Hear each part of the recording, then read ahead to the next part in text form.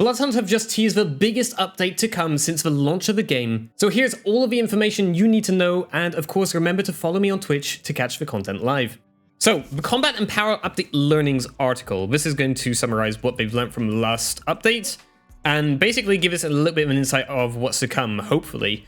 Right, greetings Kindred, and welcome to our learnings from the recent community survey. We've some good news for you! Huzzah! Okay, right.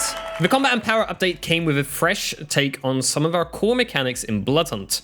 Our community's reception of this update has been incredibly positive. Most of you think that it was one of our best updates since the release of the game. I'd partially agree with that.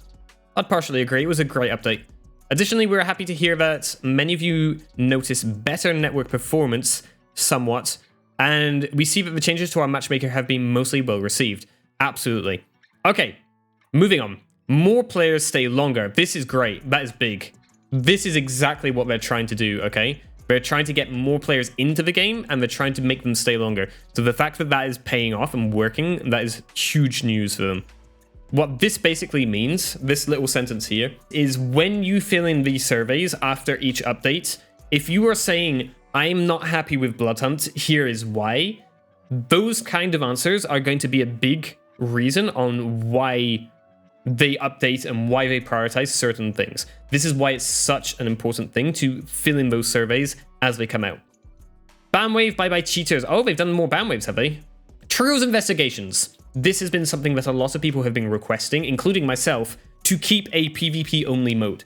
Sure, we've got the bots. If you don't like long queue times, go for one of the bot enabled modes. If you don't like bots, you've got the PvP. So it's options for everyone. And this was a really big thing for me, at least having those options.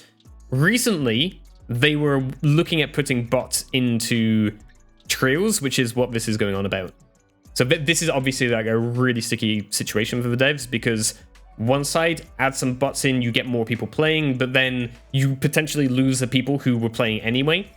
So a very, very difficult situation for them.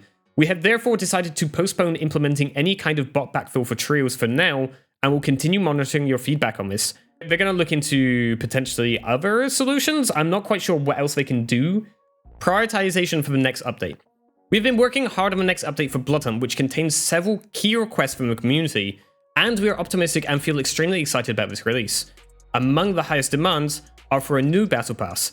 So without further ado, we will add another free 100 tier pass in our next update. This is what was teased in Twitter. Furthermore, not only in the survey, but also in others, you have requested additional features and content. Some of these requests include a new clan and archetype with new abilities. Many of you mentioned that there is only one in particular that you would prefer us to add, which also would help switch up the dynamics in the game. We certainly have paid attention to that feedback. Interesting.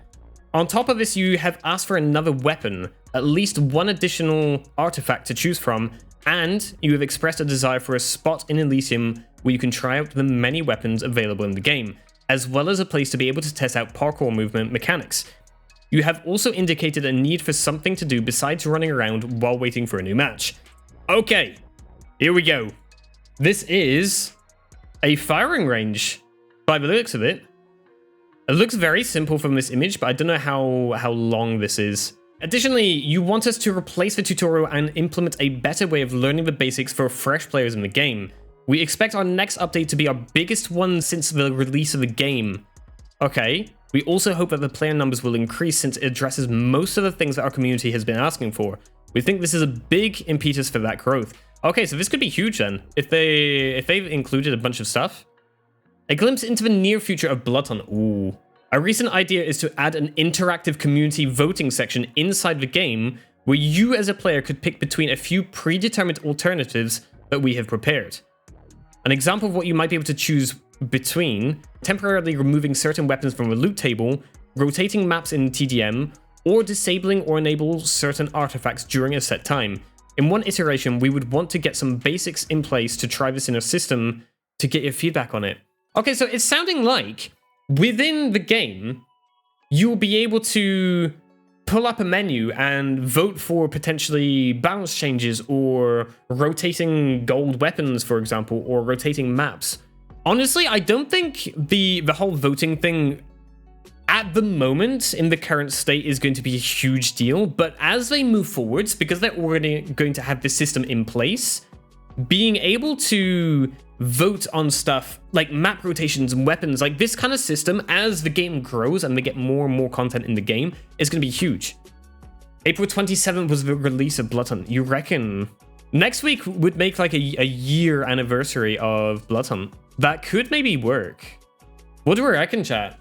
We'll of course have to wait for the full patch notes before we know exactly what's coming in the next update, but let me know what you would like to see added down in the comments below. Of course, I'll be covering all the changes in the next update, so make sure you're subscribed with notifications on so you don't miss that.